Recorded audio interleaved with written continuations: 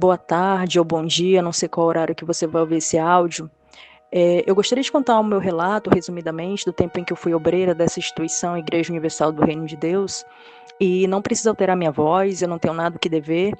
Eu sei que algumas pessoas não se sentem à vontade, mas não é o meu caso. Eu nasci na Igreja Universal, meus pais são da Universal até hoje, eles têm entre 35 a 40 anos de Universal. Minha mãe já foi chefe de obreira, responsável de obreira, passou um período fora, depois retornou como membro, hoje ela faz parte dos grupos de evangelização e ela tá lá até hoje, né? Mas eu já saí há muito tempo e, assim, eu nasci na igreja, fui do grupo jovem, fui antes disso, escolinha, né? EBI, grupo de adolescente, até que chegou no grupo jovem, que foi quando começou mesmo, assim, as minhas grandes responsabilidades financeiras, né? Eu estava ali com a maioria das pessoas de coração aberto, tentando fazer a obra de Deus, né? Pelo menos é o que a gente achava na nossa cabeça, né? Porque na realidade, como todo mundo sabe, é a obra do Edir Macedo, né? Por trás é tudo que a gente faz, na verdade, por trás é para enriquecê-lo, ele, a sua família e a cúpula, né, dele, os próximos a ele, ou dar mais poder a ele, né, de alguma forma. Eu sou do tempo, infelizmente a gente não tinha nenhum tipo de informação na década de 80, 90 e até 2000 e tanto a gente não tinha muita informação. Então a gente estava ali, eu como muitas pessoas que estão até hoje ou que estavam de coração aberto, tentando fazer a obra de Deus, e é incrível como a gente não percebe que a gente se coloca numa situação de quase escravo, basicamente escravizado, né? Ali a gente basicamente só deita no chão e fala, pode pisar, sim senhor, não senhora, não senhor, pode nos pisar que a gente está aqui à disposição porque nós somos servos, né? Porque uma das primeiras coisas que a gente aprende ali é essa tecla de somos servos, temos que servir, temos que ser humildes, estamos fazendo para Deus. Claro que não é para Deus, a gente hoje sabe disso, mas na época a gente tenta fazer de coração e tenta fazer para Deus, né? Então, assim, no grupo jovem, eu já novinha, com 11, 12 anos, eu queria muito fazer a obra de Deus, porque a gente é muito incumbido a isso lá dentro, né? Ali, aquela igreja, aquele ambiente começa a ser seu mundo. Eles começam a isolar a gente mentalmente. A gente acha que quem tá fora é endemoniado, a gente não pode ter contato com ninguém. Eu era novinha no meu colégio e eu não tinha muito contato com ninguém, a não ser as pessoas da igreja. Quem não fosse da igreja era encapetado, a gente tinha que ter no máximo pena. Então, assim, eu já tinha metas de jovens, eu como cabeça de tribo, né? Eu tinha metas de evangelização, de levar um quantitativo de jovens. Todo final de semana tinha eventos em algum local fora da minha igreja, como aqui, né, Castelão, como o Presidente Vargas, são ambientes grandes, como a Catedral daqui do estado do Ceará. Inclusive, quem fazia a reunião dos jovens era o Ronaldo Martins, que tempos depois que eu saí, eu encontrei com ele em um shopping que eu trabalhava, ele comprando um monte de roupa, um monte de coisa. Aí eu falei que eu conhecia e tal. A única coisa, eu falei que eu conhecia das reuniões. Ele ficou todo errado, todo por acular, saiu e foi ser atendido por outra pessoa. Acho que é porque ele não queria que soubesse que ele estava comprando um monte de roupa cara e tudo mais, né? Enfim, na época que ele já chegou, por muitos anos, ele era responsável do grupo jovem do Estado aqui, na época que ele era pastor. Depois que ele se envolveu com política, e pronto, né? Agora ele não pisa mais nem no chão, e enfim, a gente sabe o caráter da criatura, né? Aí, assim, um caráter que é ensinado a ele, como a todos, né?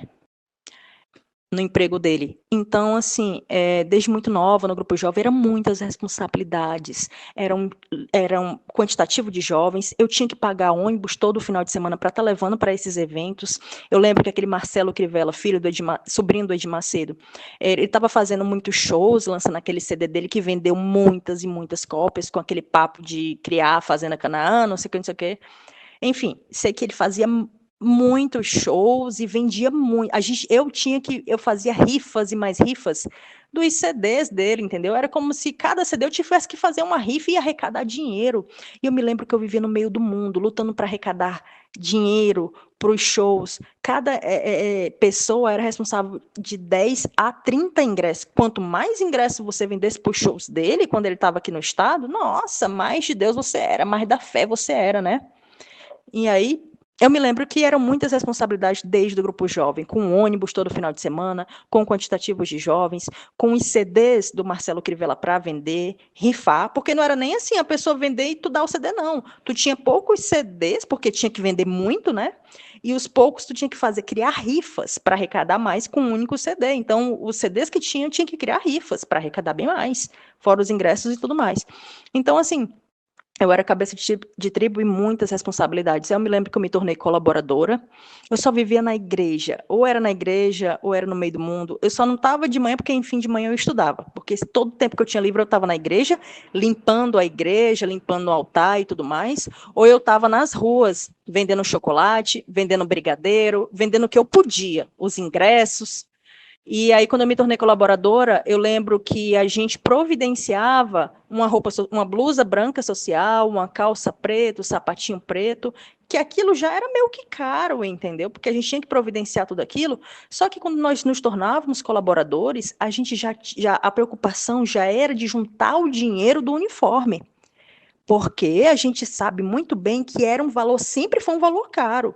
Para minha época, já era um valor alto. E a gente sabe que quando a gente sai escorraçado, você tem que devolver o seu uniforme.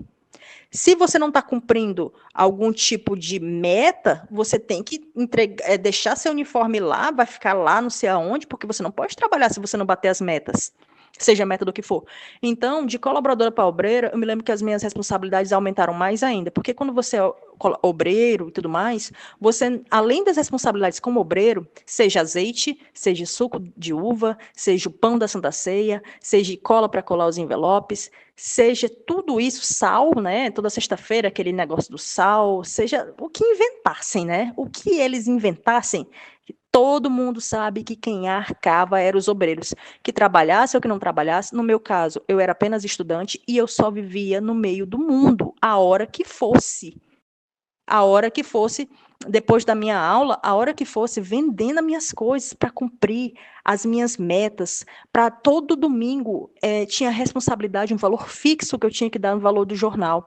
E quando a gente é obreiro, geralmente a gente ainda é vinculado a algum grupo, né? Por exemplo, eu era uma obreira auxiliar do responsável do grupo jovem.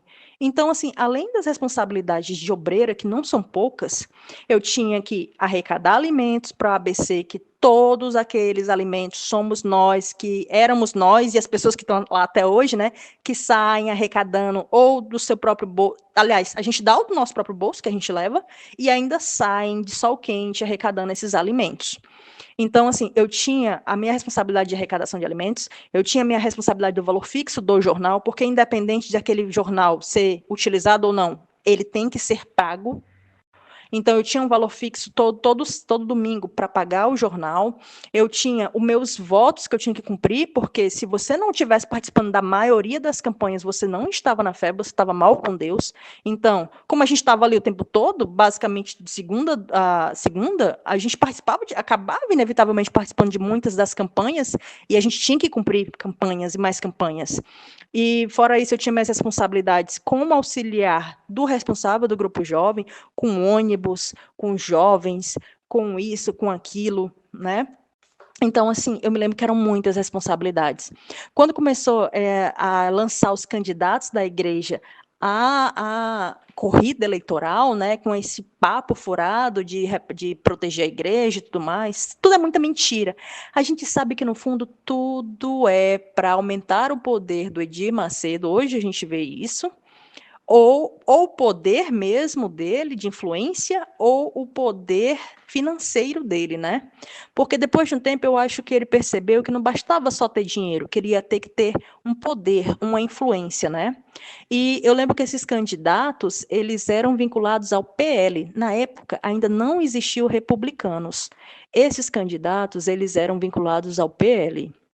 Que teve até o caso daquele bispo, que eu agora esqueci o nome dele, do cabelinho lisinho, usava óculos, agora não me recordo o nome dele. Ele foi um dos que foi julgado e condenado, né, por corrupção, e fora ele teve vários outros, né. Então, assim, eu me lembro que eu tinha uma meta de votos, e eu não poderia voltar para a igreja, seja o horário que fosse à noite, sem preencher folhas e folhas e folhas, com o título de eleitor da pessoa, o endereço da pessoa, nome completo, tudo direitinho, indicando que aquela pessoa iria votar no candidato da igreja. Eu ia ter que fazer um trabalho, só que não um trabalho de evangelização, agora um trabalho de convencimento que ela deveria votar nos candidatos da igreja. E eu tinha várias folhas. Vamos dizer que eram tipo 10 folhas, cada folha com 10 coisas para preencher, 10 lacunas para preencher, e cada pessoa tinha que arrumar 100 votos. Era assim, entendeu? E eu não poderia voltar para a igreja. Eu lembro que eu já cheguei a ficar na rua com uma colega minha, que também era obreira na época, a gente sentada numa calçada, na rua, enlouquecida, porque ainda faltavam algumas pessoas para preencher a nossa folha, e a gente não queria chegar na igreja e o pastor perguntar para a gente, porque, infelizmente, a pior coisa que poderia acontecer com um obreiro é um pastor chamar ele para fazer perguntas. Isso era numa reunião de obreiros, isso era numa vigília, porque representava mais humilhação do que uma coisa boa, entendeu? Quando o pastor começava a chamar a tua atenção, perguntando coisas, fazendo perguntas inconvenientes, você quer ser esposa de pastor? Aí ele começava a entrar em perguntas inconvenientes, começava a perguntar se você estava cumprindo isso, cumprindo aquilo. Infelizmente, não era para o nosso bem, era simplesmente para deixar você numa saia justa, muitas vezes envergonhada. Eu fui muito humilhada por pastores, por obreiros mais velhos, porque infelizmente os obreiros aprendem, né? Aquele sistema e acham que são assim.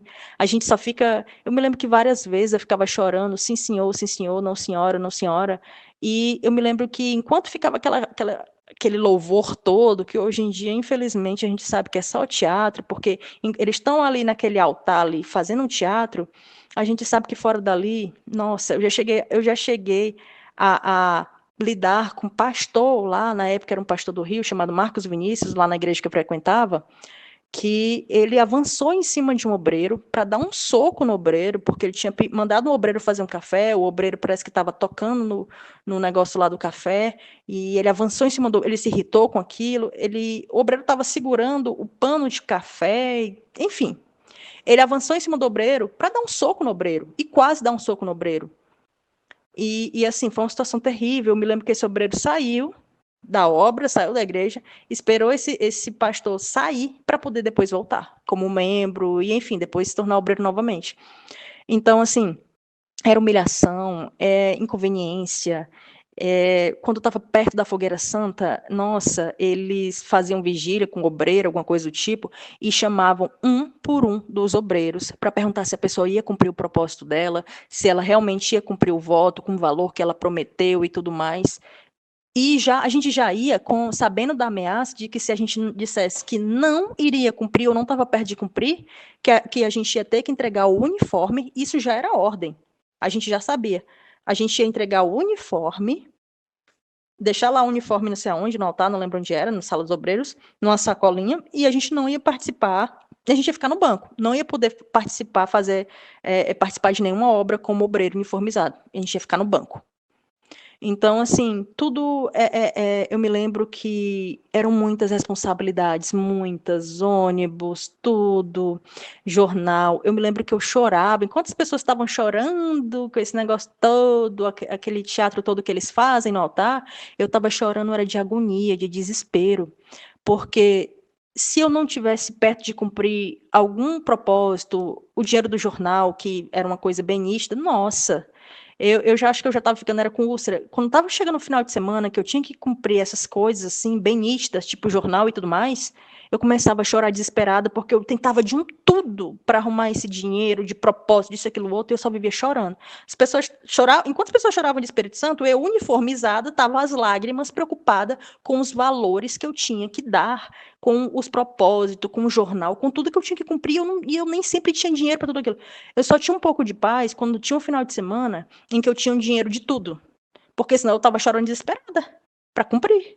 Eu nem precisava, eu vivia no meio do mundo, vendendo brigadeiro, vendendo chocolate, vendendo tudo. Meus pais trabalhavam, eu só tinha que estudar, mas eu vivia tão aflita, tão agoniada, tão desesperada, que eu estava sempre no meio do mundo, ou evangelizando, ou atrás de dinheiro. Atrás de dinheiro. Então, assim, o primeiro domingo que eu tive paz foi quando eu saí dessa instituição chamada Igreja Universal do Reino de Deus. Primeiro domingo que eu tive paz. Eu cheguei a ficar com burnout, com um estresse tão grande, com burnout, eu falei, gente, meu Deus, eu não aguento isso. Eu falei para mim mesma e para Deus, eu não aguento isso. A igreja é para ser um local onde a gente se sente bem, não a gente se sente aflito, chorando o tempo todo, atrás de dinheiro o tempo todo. A gente sai e tem que entregar um uniforme caríssimo que você se matou para comprar. Todo o dinheiro. E eu ficava pensando, meu Deus, toda fogueira santa eu vou ter que dar tudo que eu tenho que dar tudo que eu tenho. E a minha preocupação em eu cumprir uma fogueira santa e já ficava pensando, meu Deus, e a próxima? Se eu tô dando tudo agora, como é que eu vou arrumar alguma coisa para dar na próxima? Aí eu já ficava dando tudo que eu tinha e já ficava preocupada em arrumar o dinheiro para a próxima. E eu juntava dinheiro, porque apesar de eu ser uma jovem estudante, eu estava todo dia no meio do mundo vendendo alguma coisa e arrecadando dinheiro. E todo o dinheiro que alguém me dava da minha família, eu também colocava lá. Então, mesmo sem trabalhar, eu juntava muito dinheiro. Então, assim, e eu ficava, e eu era comprando a fogueira santa e já pensando, meu Deus, vai ter a outra. Eu tô dando tudo agora, o que eu vou ter para dar na outra? E aí eu pensava, eu já ficava preocupada, porque eu sabia que na próxima fogueira santa já ia ser uma nova luta, uma nova angústia, um novo desespero. E isso todo final de semana eu já tinha meus próprias lutas, meus próprios constrangimentos em relação às minhas obrigações, porque a gente sabe que obreiro paga tudo. Obreiro, infelizmente, está ali com o coração mais limpo do mundo, mas é responsável por tudo que dão na igreja é o obreiro. Seja, antigamente dava-se a rosa, ouvi falar que hoje eles mandam o pessoal vender a rosa, né, lá na frente, né? O pessoal lá na frente das igrejas vende a rosa para dar de oferta lá para eles, entendeu? Para cumprir os propósitos.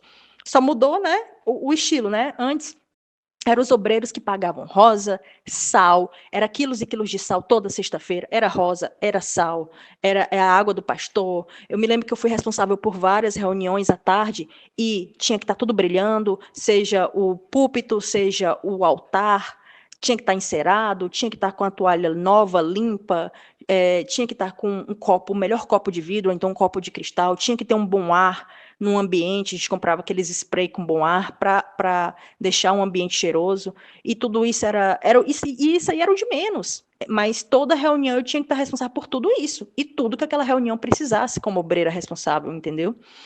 Então, assim, Davi, eu só gostaria de contar meu relato rapidamente. São tantas coisas que a gente nem lembra, né? Eu só me lembro de muita humilhação, de muito choro, de muita tristeza. Meus pais estão lá até hoje. Na época, a gente não tinha essas informações que a gente tem hoje na internet, né? Todo mundo que saía, seja um bispo, seja um obreiro, a gente era manipulada, achar que aquela pessoa endemoniada, não estava bem com Deus, estava ali só enganando, não tinha nada de Deus.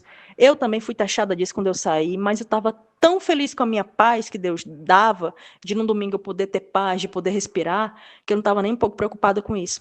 E hoje, eu sou militar aqui no meu estado e eu vejo que o sistema da Universal é muito parecido com o sistema militar. Eles ensinam coisinhas que eles aprendem aí de autoajuda, de desenvolvimento pessoal, que a gente vê que tudo que eles ensinam ali tem nesses conceitos de autoajuda, de desenvolvimento pessoal, né? Eles vão aprendendo aí por fora, né, com alguém, e aí aplicam ali, lendo alguma coisa da Bíblia, a gente já sabe, né, aquele texto fora de contexto, pega ali uma frase aqui, uma frase acolá, e aplica ali, né? E assim, fora isso, fora essa enganaçãozinha, essas coisinhas de autoajuda, a gente sabe que o que existe por trás ali é muita humilhação. É um sistema altamente hierarquizado, é um sistema onde a cúpula é intocável, onde você tem que idolatrar. Nossa, quando chegava um pastor, alguém, você só faltava tremer de medo, de temor, né? O negócio deles é temor, mas é tremor, é medo que você tem que ter. É sim senhor, não senhora, você quase nem olha para a pessoa. E eu vejo muito isso parecido com o sistema militar, se não for pior, porque no sistema militar você tem até a quem recorrer, e lá não tem. Lá é baixar a cabeça, humilhado, seja como for, e dizer sim, senhor. E é tipo assim, você tá ali de todo o seu coração para agradar a Deus, mas aí quando você percebe, quando você cai em si, você só está agradando simplesmente ao Edir Macedo e a cúpula dele. Então, assim, eu caí em mim por conta própria, por causa do meu burnout, por causa do meu estresse, que eu não aguentava mais ter tanta responsabilidade financeira. Eu chorava, mas não era Deus, era as contas para poder arcar lá dentro. Eu me sentia uma pessoa de Deus, mas, assim, eram muitas, muitas responsabilidades que a gente não podia respirar e ter paz.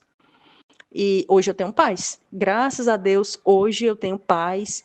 E eu vejo essa similaridade com o sistema militar, essa hierarquia, essa segregação de pessoas, essa idolatria que tem que ter com alguns objetos, com as pessoas, né? Você tem que ter uma extrema idolatria com esposo de pastor, com bispo. E assim, essa cúpula, né? Essa cúpula que a gente nem vê, que só anda de helicóptero, de jato, e enfim. Mas seja onde for, você tem um amor, assim, uma idolatria altíssima, dona isso, fulano aquilo. E hoje você vê que é simplesmente só ele e a família dele ali, e alguns seguidores ali da cúpula dele, se aproveitando de tudo, né? E fazendo a gente, pessoas como eu, que estavam ali de coração aberto, querendo fazer a obra de Deus, como você, né? Eu lembro, eu já ouvi seu relato, e como muitas pessoas que estão mundo afora aí, querendo fazer um trabalho para Deus, e a gente, infelizmente, sendo enganado, né? Graças a Deus você está fazendo esse trabalho para poder abrir a mente das pessoas um pouco, ver que não é de Deus, que é esse sistema arrecadatório, que, na verdade, o sistema ele só converge para deixar o Edir Macedo, família e cúpula, mais rico e com mais poder. Isso não é de Deus.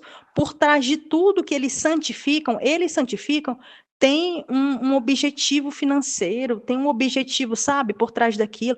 Eles mandam a pessoa, para de tomar remédio, não recorra a médico, tudo bem. Eles até fingem, né? Tipo assim, tudo bem que médico pode ser usado por Deus, mas você não precisa disso. Enquanto isso, aqui no meu estado, aqui em Fortaleza, enquanto eu já vi pastor dentro da igreja falando isso, recorra só a Deus, dê tudo que você tem, Deus vai te curar, não sei o que, não sei o que. Aquele papo deles, que nada tem a ver com Deus, eu já vi muitos desses pastores aqui nos melhores hospitais aqui de Fortaleza, entendeu? O São Carlos, o Monte Clínico, entendeu? São Mateus. Eu já vi vários desses pastores aqui nos hospitais. E lá no altar mandando um pobre coitado dar tudo que tem. Colocar envelope lá no altar, colocar dinheiro lá no altar, não recorrer a médico, porque Deus é o médico dos médicos. Tudo bem, eu não perdi a minha fé em Deus, eu tenho muito temor por Deus, mas a gente sabe que tudo aquilo ali é o contrário de temor a Deus. A gente sabe que tudo aquilo ali é teatro, é enganação. Tudo que eles fazem naquele momento em que eles estão no altar, eles não vivenciam nada daquilo. Enquanto eles estão lá no altar dizendo que não tem casa, que não tem carro, que não tem nada, eles saem com o carro deles, vão para os melhores apartamentos, as melhores casas, usufruem tudo do bom e do melhor, enquanto a gente já está careca de saber disso. Os pobres coitados estão na rua atrás de ganhar dinheiro, dando isso, dando aquilo. Meus pais estão até hoje lá dentro. E minha mãe já chegou a dizer que se eu não se eu não nasci para querer saber de Deus, para não servir a Deus, porque infelizmente a gente é ensinado que só existe Deus lá, o Deus da universal só existe lá dentro. E quem está fora não está servindo a Deus, porque só existe o Deus de lá. Então minha mãe já me falou várias vezes que se eu não estiver servindo ao Deus da universal lá dentro, que ela preferia que eu estivesse morta, que eu morresse. E assim, várias e várias vezes ela se afasta de mim, entendeu? Eu tenho que conversar com ela pisando em ovos, eu não posso entrar muito nesses assuntos polêmicos de forma nenhuma. Mas eu não fico chateada com ela, porque eu sei que é isso que é ensinado. Graças a Deus, Deus me deu inteligência, mesmo sem ter os recursos que hoje existem para a gente ter informação, Deus me deu inteligência que aquilo não é vida. Não é vida. Não é vida você viver agoniado, triste, desesperado, para sustentar uma obra que só quer arrecadar mais e mais e mais. Então, assim, eu não fico chateada com a minha mãe, com os meus pais, porque eu sei que lá dentro é isso que é ensinado. Se você não está lá dentro, você está morto para eles. Você nunca foi de Deus. Infelizmente é assim, mas a gente está aqui na luta. Parabéns pelo trabalho que você está fazendo. Acho que você é o único, assim, que eu sei que tem outros, mas assim, a gente vê que é um trabalho sério, é todo dia ali, é os áudios, é os vídeos, tudo que eles pegam, que eles santificam, que é só com o intuito de arrecadação, que você está mostrando. É um bom trabalho. Você e as outras pessoas que têm feito esse tipo de trabalho, parabéns, porque na nossa época não tinha, eu e muitas pessoas, década de 80, 90, 2000 e tanto, né? A gente já deu muito sangue ali para comprar recall para eles, para comprar bancos, para comprar tudo, né? Muito do nosso sangue mesmo. E, infelizmente, até hoje tem gente lá fazendo a mesma coisa, né? Mas eu acho que na década de 90, a gente simplesmente se matava para sustentar os objetivos do Edir Macedo e família, né? Mas é isso aí. Muito obrigada por ter me escutado. Fica bem, fica com Deus. Um abraço.